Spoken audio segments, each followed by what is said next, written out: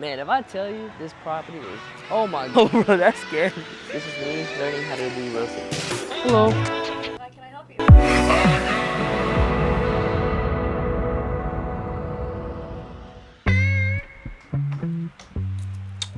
you? So I finally got my business cards, and there's just one problem. This is upside down. So it took me a while to get my business card because I didn't really see the whole branding side of it and how important it is to my business. And then recently I pulled the trigger and I got these. I didn't get the cheap ones because I wanted my business card to not be thrown on the floor, dumped on the ground. So I went for the more premium finish, which is kind of glossy. I don't know if you can see that. They call it laser vinyl finishing or something. And the guy printed it upside down. I don't know how many times I've started this series and given up on it. I told myself, this time it's gonna be it because about a week ago it was my birthday and this is my Jordan year. Next year is gonna be my Kobe year. So how do I transition from my Jordan to Kobe year? I have to kill it on all aspects of life. But you know someone who's not killing right now? My little brother. Let me show you. Hey bro, what's wrong? You want me to explain everything? I'm so fucking stressed. I basically have to relearn 13 chapters that we learned for the whole semester because I didn't learn shit. Because we had to switch professors. He was too busy building his own new house or some shit like that. You look like he's not in the mood for talking right now, but I'll tell you this long story short. Started the semester with the professor. The professor would rarely show up to class. He canceled class like multiple times. And his story was, hey, my wife is kicking me out the house, therefore I can't make it to class, right? But in the end, a student found out that he was just taking his days off to build his house. Is that correct? Supposedly, yeah.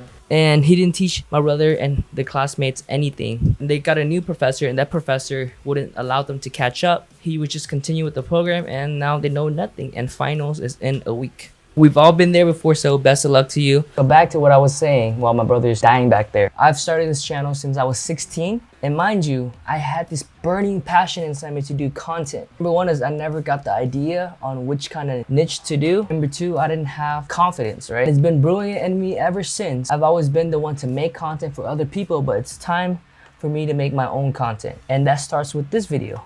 Allow me to introduce myself. My name is Nam. I'm supposed to be in college right now. So I went to UCR for film. Didn't work out there because I didn't want to go the Hollywood route. I wanted to do my own business entrepreneur route. It's been about 5 years and I'm still status a junior, I believe. Most of my classmates got in the same time as me, already graduated, they have a job, stable career and everything. But for me, I never really figured it out in college. Ever since I was a kid, we used to record on an iPad, making music videos for class and all that to, now getting a job in video making. So growing up with immigrant parents, the whole mindset for them was go to school, get a degree, and that whole shebang, right? Luckily, they weren't too strict on that and they allowed me to find out who I am. And I wanna show you guys the whole process of me, not going the traditional route, trying to struggle to become an entrepreneur, a business owner, ultimately achieve my end goal, which is getting my mom a house by the end of next year or the beginning of 2023. Wait, hold on a minute. I'll be right back. So 2022 is around the corner, so I got myself a whiteboard with a calendar. And this is gonna be my vision board where I put all my goals of what I want in here. And I will show you guys that sooner or later. I'm still planning out my goals for next year and my end-all be-all goal. So I'm a big believer in you are an average of the 6 friends that you surround yourself with. Therefore, I wanna show you guys a little bit of what I have to learn from my friends as well, because the goal for you or anyone that's watching this is always try to be the dumbest friend in the group. If you have a lot to learn, all your friends, you're doing something right. But if you're the smartest in your group, get out of that group, all right? So I'm trying to develop another source of income, which is real estate investing. And one of my friends is a specialized agent in that. Let's go visit him. All right, guys, so we're here at the property. Man, if I tell you this property is, oh my God, oh bro, that's scary. All right, without further ado, this is me learning how to do real estate tricks, all right?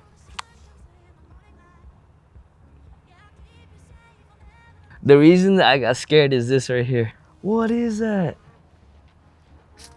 Oh my goodness. Bro, imagine you seeing this at night. My friend Shahir, he's already back there, but let me show y'all. It's all burnt down, a lot of stuff out here. I feel like I should wear a mask. Yeah, let me grab a mask. I have my friend Zia, who's with me. He's doing a phone call interview right now with UCLA. Hopefully he gets a job.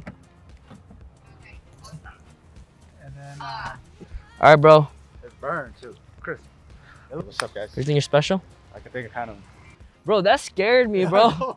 I was like, damn. When I saw that, I was like, I don't think we should buy this property. Give him a backstory about this property and why you're looking at it and the estimated everything. I'm in a Facebook group Uh-huh. where they posted different properties and for sale and investment properties and all that. And they posted one that's fire damage. So we bought one in San Bernardino that's fire damage. I don't know much about it. We're here today looking at it for the first time. It's crazy. There's so much mess back. Did you go back there yet? Now let's go. Let's go.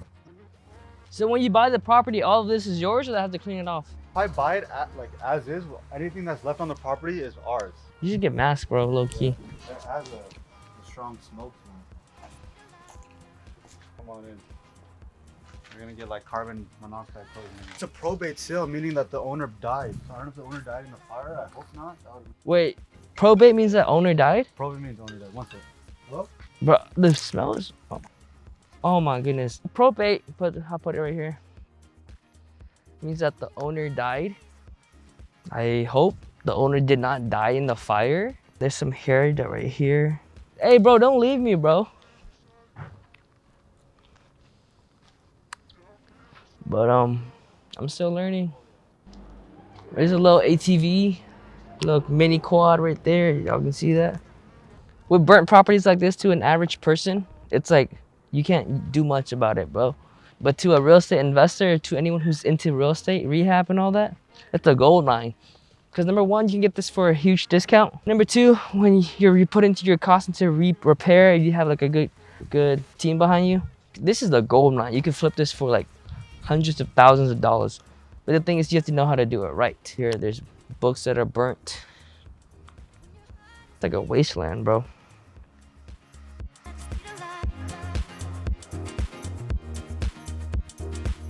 That's the inside right there. Comment below if y'all would be interested in me, you know, adding this to my series of my life and how to learn about everything, because I want my channel to be about like everything that I do in order to become financially free. No bullshit, no filter, straight to the point.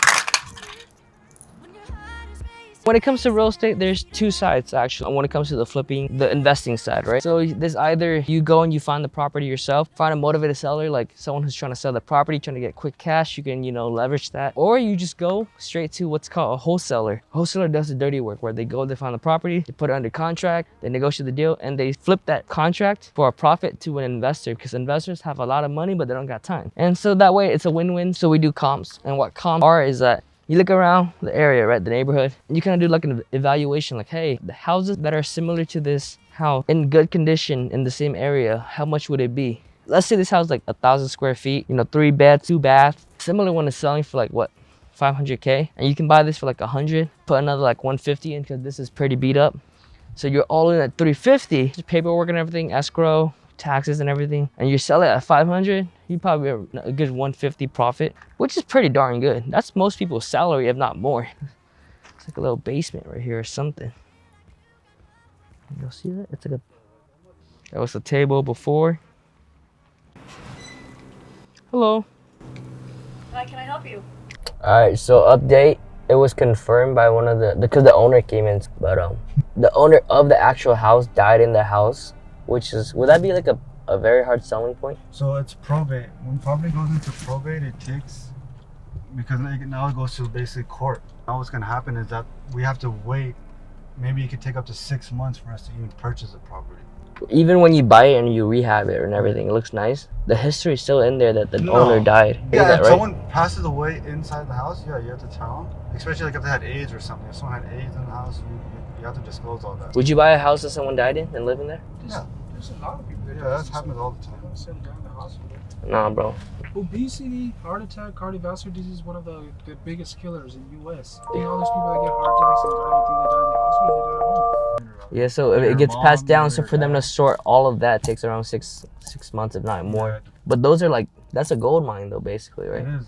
And if you build 4 units on that, it makes like 600,000. Jeez, so if it sells for 700, you go all in at 550, you say? 5, you profit 200. Yeah.